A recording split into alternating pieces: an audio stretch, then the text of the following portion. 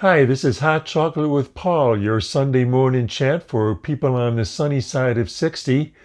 Today we're going to talk about hobbies for retired people and seniors.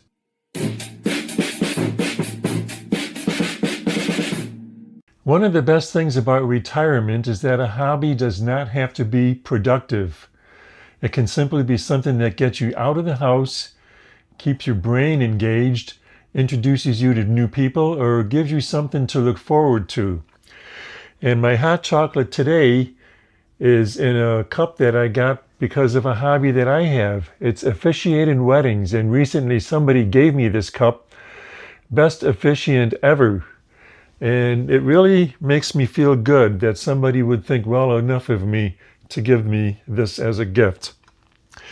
But moving on to hobbies that you or anyone can do once you're either retired or senior or whatever. Just keeping in mind that it's great to keep active. You got to keep moving, because once you start sitting around not doing much, that's when your body starts to fade away, and you don't want that to happen. So I've also got my drumsticks here. I've been a drummer since I was 11 years old. And drumming or taking up any music instrument is something you can easily do. I know that when you're older, sometimes it takes people a little bit longer to learn a new music instrument. I've seen kids who are 9, 10, or 11 years old come in, and they just blow me away about how fast they pick up on it. So, like I said, I've been doing it since I was 11 years old. It wasn't an easy process for me to begin with, but as I moved through the years and found different ways of drumming, a lot of it got a lot easier for me. So music is one thing you can do. There's a lot of other creative hobbies that can include photography. That's something else that I enjoy doing. If you look at a website called tallphotos.com, that's my website, and it has some pictures on it, some photography that I've done through the years. Painting or drawing. I've actually seen a lot of people take up painting in their later years. One person that comes to mind is George Bush Jr. I know that he's been painting a lot ever since he got out of the White House. Woodworking. If you're good with wood, if you built things with wood over the years, maybe get into woodworking. You can make some creative products to give them away or even sell. Gardening, that's something else that I've taken up recently. I've been pretty happy with the way things have been going with gardening in my yard. They're not big projects in my yard. They're just projects that, I do a little bit here, a little bit there, and I like seeing the colors come up. So that's something that I enjoy doing. Cooking or baking. Cooking and baking has never been one of my things. I'll do it on occasion. Stacy and I tend to split the cooking in our marriage. For me, it's pretty straightforward. We just got to get something to eat. But I know there's a lot of people that would really enjoy creating some beautiful things to eat. So, cooking and baking. Writing memoirs or family stories. I think this is pretty cool, and in some ways this YouTube channel and this Facebook page that I'm doing is a way of doing that, because I am capturing some memories of things that I'm doing. I don't just post them on YouTube and Facebook. I also keep a copy on my computer so that if down the road something happens with YouTube or Facebook, I'll at least have these videos that I can share with my grandchildren, basically, and their offspring. Singing or joining a choir. Now, I mentioned learning a music instrument at the start of all this, but certainly singing or joining a choir would go right into that category as well. Crafts, knitting, and I already mentioned woodworking. Those are things that just create things. My sister has always enjoyed doing crafts, and she's expanded that by getting her kids and her nieces and nephews, and even some kids outside the family involved in creating crafts. Making or starting a YouTube channel. This is something I've been doing for several years as Hot Chocolate with Paul. I also have another YouTube channel. It's all about my drumming, Paul Packish Drumming. So check it out if you haven't already seen it. Active hobbies. I think this is something you need to do to keep your body moving so you don't sit around getting stiff. Walking or hiking, right at the top of the list. Anybody can just walk out of their house and walk around the neighborhood. It's an easy thing to do. Do it daily, several times a week, whatever makes it work for you. Or hiking, go someplace. Walk up some hills. It doesn't have to be mountain terrain or anything like that. Just get out there and walk. Bicycling. Nice weather. Go ride your bicycle. If you haven't ridden your bike in many, many years, get out and ride it. It's just as easy as riding a bike. Ha ha! Little funny joke there. No, I'm not going to start up a comedy channel. That's not a hobby I'm going to do. I'll keep my day job, thank you. Swimming. Go to the local YMCA or whatever and go swimming. That's an awesome way to keep your whole body engaged in being active.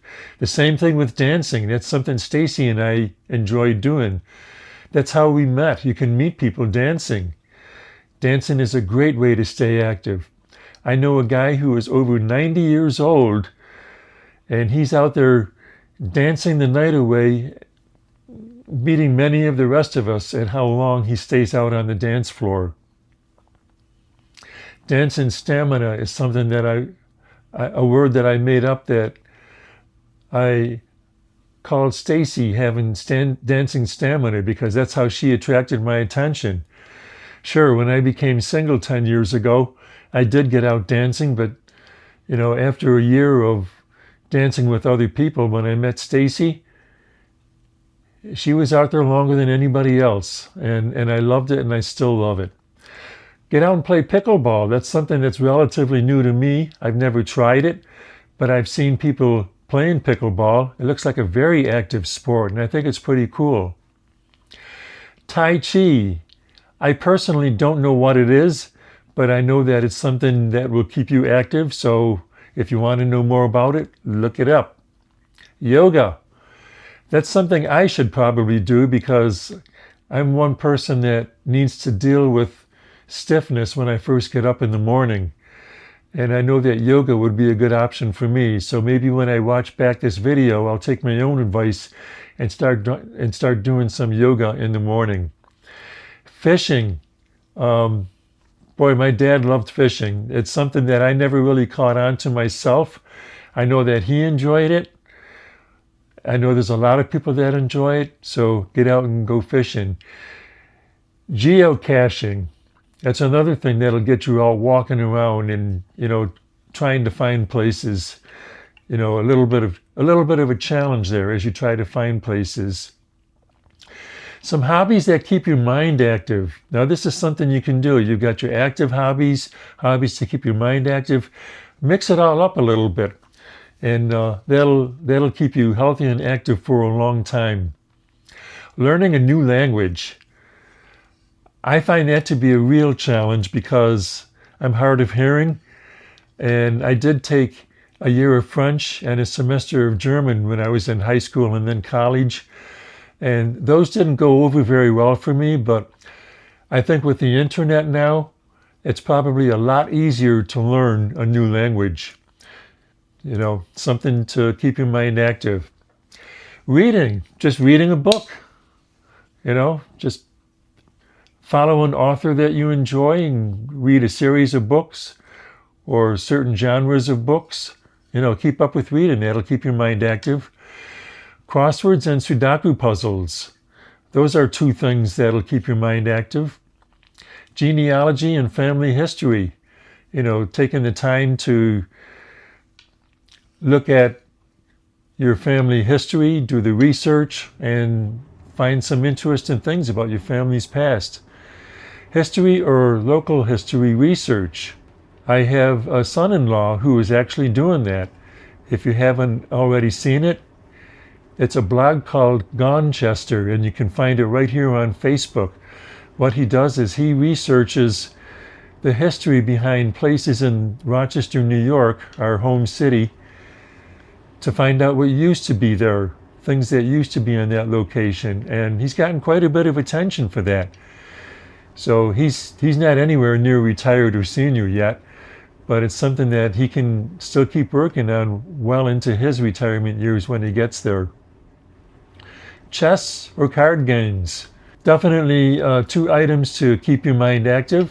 You know, all the challenges and strategy of learning chess or card games. If you think you can win without cheating. So, you know, playing any kind of games for that matter. Taking an online course. It's very easy to sign up for an online course. I was about 47 years old when I went back to school to get a accounting degree. And in the course of that, I did take, I believe, 2 online courses in the process. Those were very, very challenging because you can't get away with just sitting there letting your mind absorb whatever the teacher's talking about. You have to sit down and actually do the reading and the work to do an online course. And finally, learning new technology. Well, when computers came out, how many of us had to sit and call helplines with somebody in another country whose accent that you have a hard time understanding? Are those days really behind us? Sometimes I have just as much trouble trying to follow directions that I get online for installing a new printer, for example. I actually just did that today. I replaced a printer and installed a new printer. And it took me about an hour of being patient and maybe 15 to 20 minutes of going through my favorite swear words before I finally got it set up. So anyways, those are some hobbies and activities that you can do as a retired person or a senior citizen in general. I'm Paul Packish. This has been Hot Chocolate with Paul. Have a good day. Hot Chocolate with Paul is a video log of life experiences that I feel might inspire other people. I'm a minimalist 60-plus geezer in the making. Sometimes my wife Stacy will appear. Be sure to subscribe to this channel so you can catch new videos whenever they come out.